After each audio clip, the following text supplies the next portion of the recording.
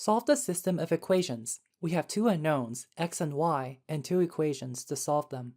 The first method I learned in high school is to isolate one of the unknowns in an equation and then put that equation into another equation. It doesn't matter which equation we pick, 1 or 2. Let's start with equation 2. I see that the x can be easily isolated. Solve for x.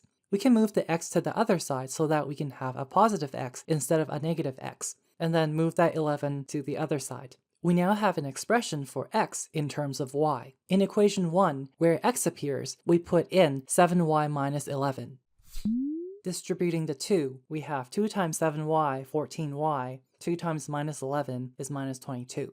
Collect the two like terms. 14y plus 3y is a 17y. The minus 22 we can bring to the other side to become a plus 22, then combine with a minus 5 to get 17. Divide both sides by 17, y equals 1. Knowing that y equals 1, we can put y equals 1 back into the expression for x in terms of y, and solve for x as negative 4.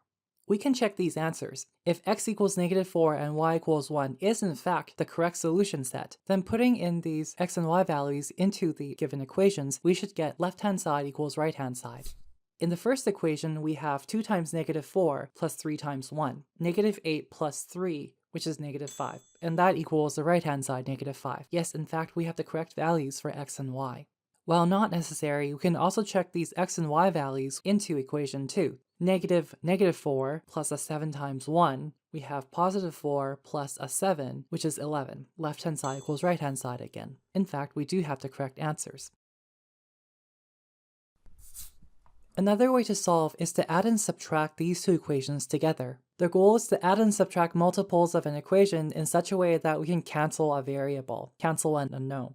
There are multiple ways of solving, but this just happens to be one way. I noticed that the first equation has a 2x and the second equation has a minus x. If we can multiply the second equation by 2, then we have the matching 2x and 2x, just one is a plus, one's a minus. If we add those together, we can cancel, eliminate that variable.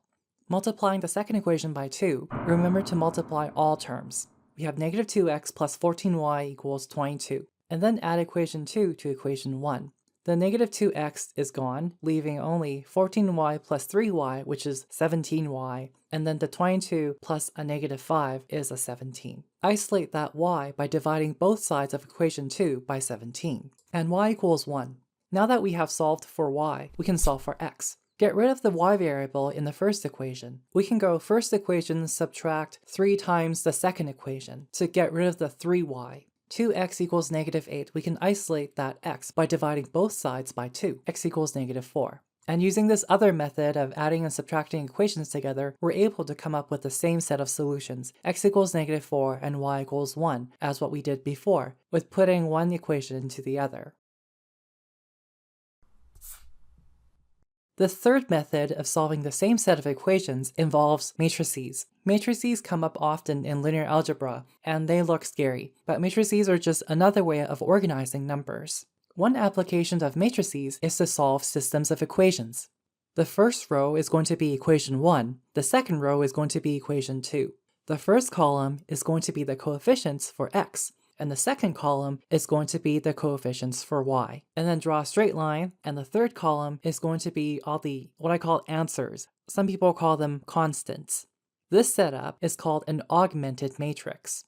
The way to solve this augmented matrix is very similar to what we did with adding and subtracting equations in order to eliminate variables. The goal of solving an augmented matrix is to get as many zeros and ones as we can on the left side. The first thing I notice here is that there is a negative 1. We can get rid of that negative 1 by multiplying the second equation by 2 and then adding to the first equation. In other words, multiplying the second row by 2 and then adding to the first row. Now remember, with these row operations, when we multiply a row by a constant, we have to multiply the entire row by the constant, rather than just a single entry in that row.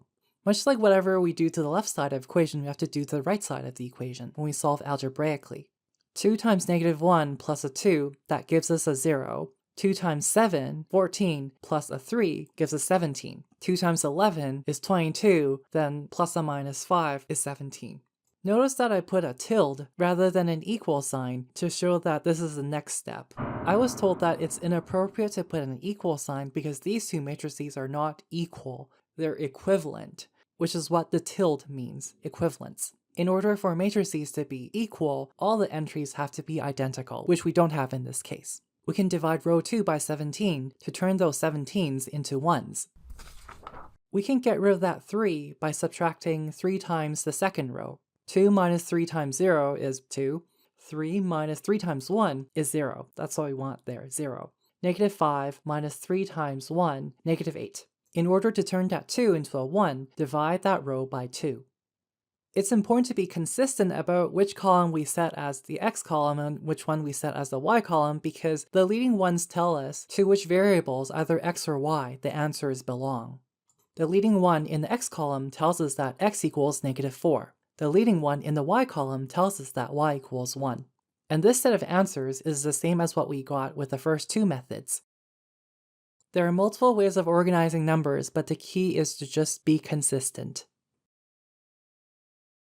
Here we use 3 distinct methods to solve a system of 2 equations and 2 unknowns. In linear algebra, we will be transitioning from algebraic equations to matrices, which is why it is important to know how to set up matrices and how to do row operations.